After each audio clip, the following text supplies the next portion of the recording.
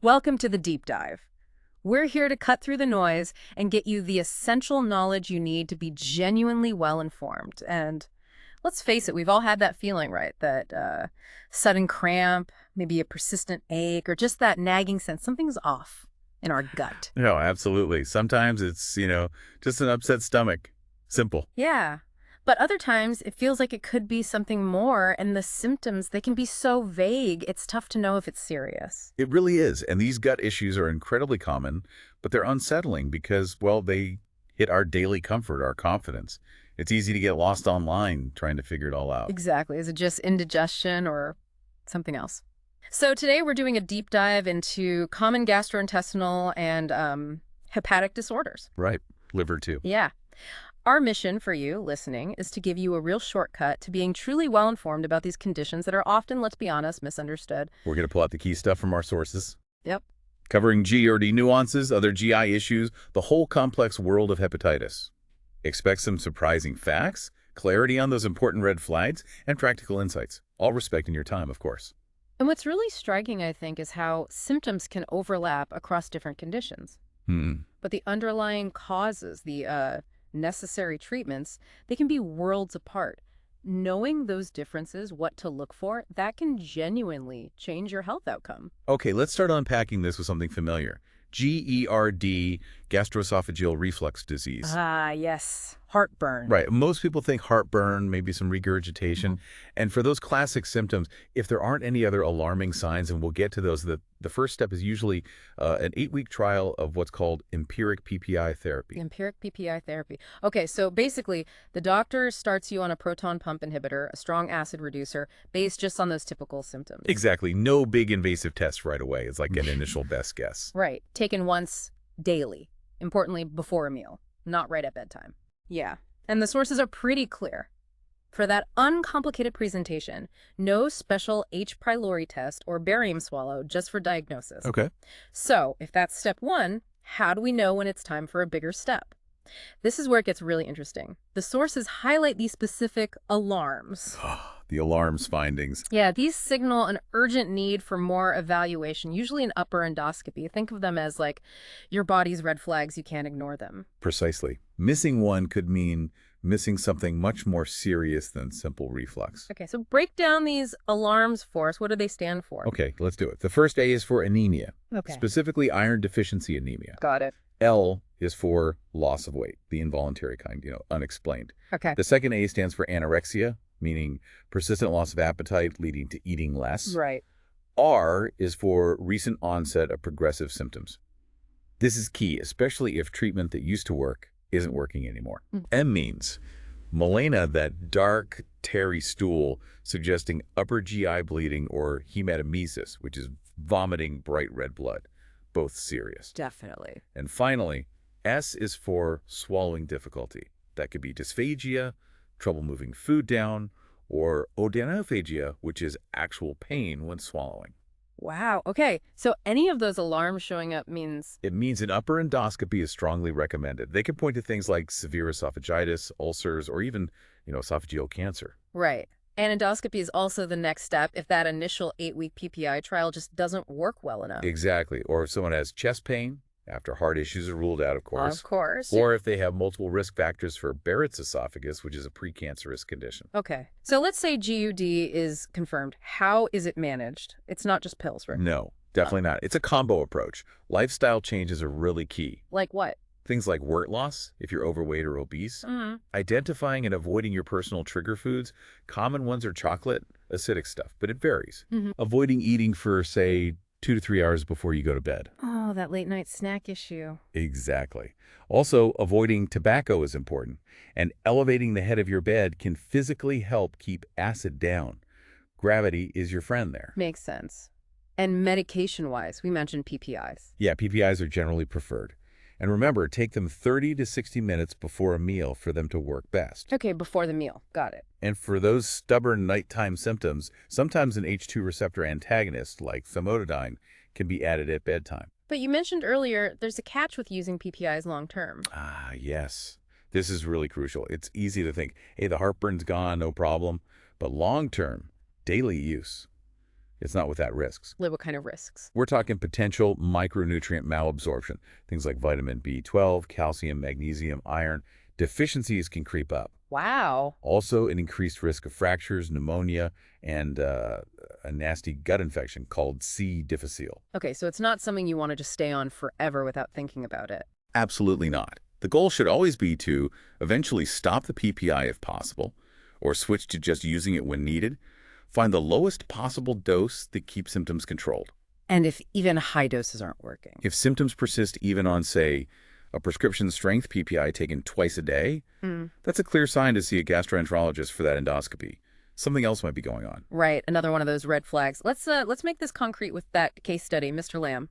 Okay. He's 78, long history of GERD, former smoker, but now he has new symptoms.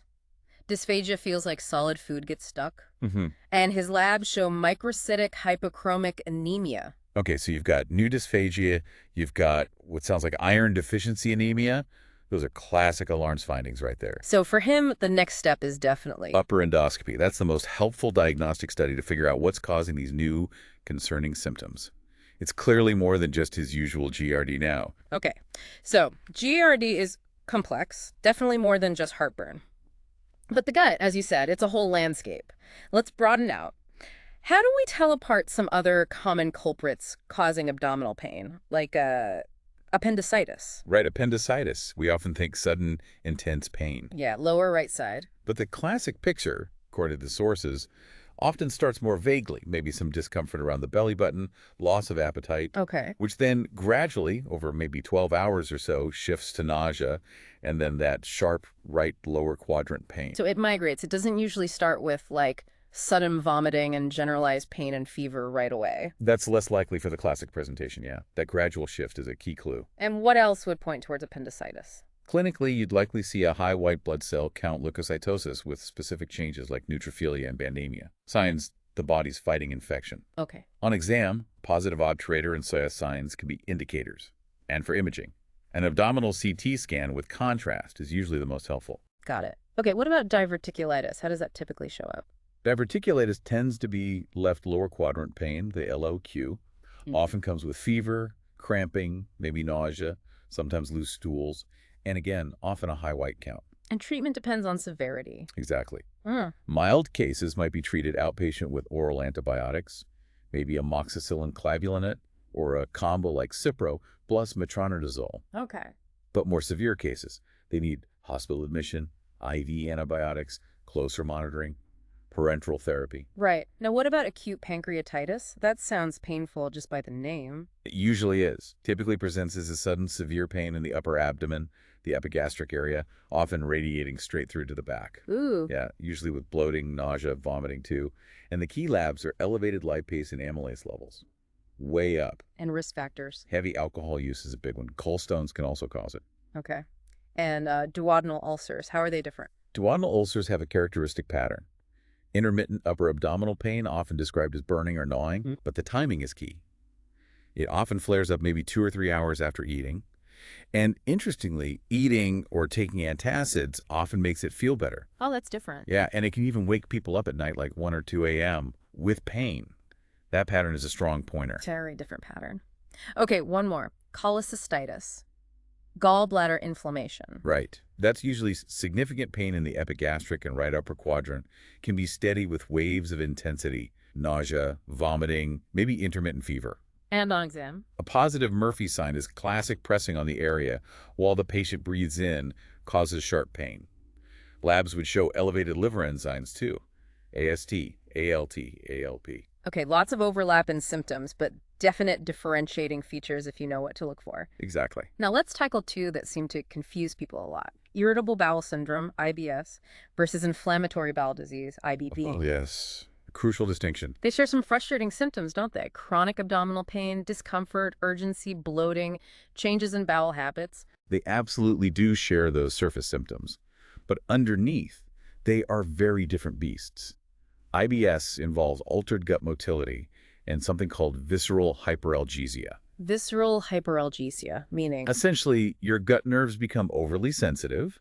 Sensations that wouldn't normally be painful feel uncomfortable or downright painful. Ah, There might be some microscopic inflammation, maybe changes in gut bacteria involved, but crucially, IBS does not typically come with those red flag or alarm symptoms. Like rectal bleeding, fever, weight loss, high inflammatory markers in the blood. Exactly. Those are generally absent in IBS. But with IBD, which includes ulcerative colitis and Crohn's disease, those alarms are often present. Yes, fundamentally different. IBD involves actual intestinal ulceration and inflammation you can see microscopically and often macroscopically. Right. Crohn's can be anywhere, mouth to anus, you see just the colon.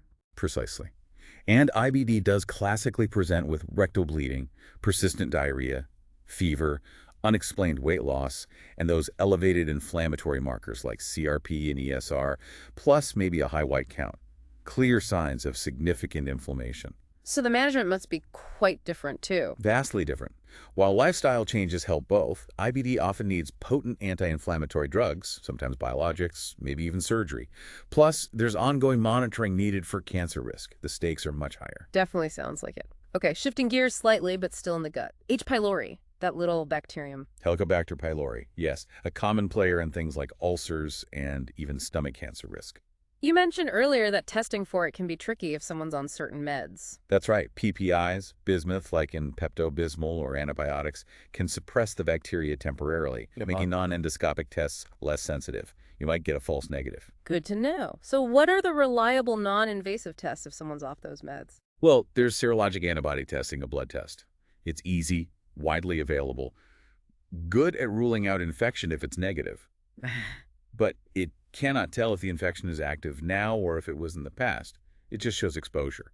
And it's less reliable in areas where H. pylori isn't very common. So not really first line for diagnosing active infection. Okay, so how do we test for an active infection without endoscopy? Two main ways. The urea breath test, or UBT. How does that work? You swallow a substance with urea, and if H. pylori is present, it breaks it down, releasing labeled carbon dioxide that you breathe out and we measure. It's very accurate for active infection, good before and after treatment. Downsides. A bit more expensive, and you need to be off those interfering meds like PPIs for about 2 weeks beforehand. Okay. And the other non-invasive option? The fecal antigen test looks for H. pylori proteins in a stool sample. Also very accurate for active infection, good for diagnosis and checking if treatment worked. Sure. Less pleasant sample collection for some, I imagine? Understandably, yes. And if it is positive, what's the treatment generally look like? Treatment usually involves a combination approach, typically a PPI plus 2, sometimes 3 antibiotics, maybe bismuth as well, usually for 10 to 14 days. The exact regimen depends on local antibiotic resistance patterns and patient allergies, especially penicillin allergy. Right. Complex treatment for a tiny bug. Yeah. Okay, let's pivot from the gut itself to its vital partner, the liver. The silent workhorse. Indeed. It can also face threats, particularly from viruses we group as hepatitis. Let's cover the ABCs, hepatitis A, B, and C, and maybe a quick mention of D. Sure. Hepatitis A, HAV, hepatitis B, HPV, hepatitis C, HCV. And hepatitis D, or HDV, is interesting. It only infects people who already have hepatitis B. It needs HPV to replicate. Okay. How do these main ones spread? Are the routes different? Very different, and understanding this is key. Hepatitis A is primarily fecal-oral. Meaning? Contaminated food or water, close personal contact, sometimes sexual contact. Think hygiene, sanitation. Bloodborne spread is rare for Hep A. Okay, so Hep A is mostly about contamination. What about B and C? Very different picture. Hepatitis B spreads through blood and body fluids. Exposure through broken skin or mucous membranes. Key ways. Birth from an infected mother is a major route globally. Sexual contact. Sharing contaminated needles for drug use. Less common, but possible. Healthcare needle sticks, organ transplants, even sharing things like razors or toothbrushes if blood is present. Okay. And hepatitis C, also blood. Primarily blood, yes. Direct exposure. The most common way by far in many places is sharing contaminated needles among people who inject drugs. Less common routes. Less commonly. Birth to an infected mother, sexual contact, though less efficient than HPV, maybe unregulated tattooing, needle sticks. This brings up a really vital point. Chronic versus acute infection. Hep A doesn't cause chronic illness, right? Correct. Hepatitis A is an acute illness. You either recover fully, developing immunity, or in very rare cases has severe acute liver failure. But it doesn't stick around long term. But hepatitis B and C can become chronic. Yes, and that's the major concern. For hepatitis B, the risk of it becoming chronic depends heavily on when you get infected. How so? An infant infected at birth. About a 90% chance of developing chronic HBV. A child between 1 and 5 years old, maybe 25–50%. But a healthy adult, newly infected, only about a 5% chance of it becoming chronic. Wow, huge difference depending on age. What about hepatitis C? Hepatitis C is much more likely to become chronic regardless of age. Over 50%, some estimates say 70–80% of people newly infected with HCV will develop chronic infection. The virus just sets up shop. And the danger of that chronic infection is? Significant liver damage over years or decades. Yeah. Chronic HBV and HCV are leading causes of cirrhosis, that's severe scarring of the liver failure, and hepatocellular carcinoma, which is primary liver cancer. Really serious long-term consequences. Absolutely. Silent damage often, until it's quite advanced. Which makes prevention incredibly important. The good news, vaccines exist for. Hepatitis A and hepatitis B. Excellent, safe, effective vaccines are available. But not for hepatitis C. Correct. There is currently no vaccine for hepatitis C. That makes prevention through avoiding exposure and screening even more critical. Who should get the Hep A and B vaccines? Recommendations are broad. All children, for starters. Adults at risk, like international travelers to certain areas, men who have sex with men, people who inject drugs, healthcare workers, people with existing chronic liver disease.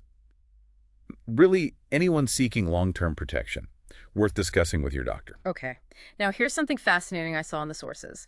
The USPSTF, the U.S. Preventive Services Task Force, recommends hepatitis C screening for all adults, ages 18 to 79. Yes, universal screening. Regardless of any specific risk factors. Why? Why screen everyone, especially if there's no vaccine? This is such an important public health development. The reason is simple and revolutionary.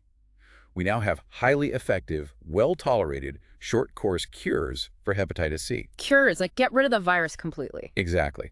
Direct-acting antiviral medications, take it orally for usually 8 to 12 weeks, can cure over 95% of hepatitis C infections. That's incredible. It really is.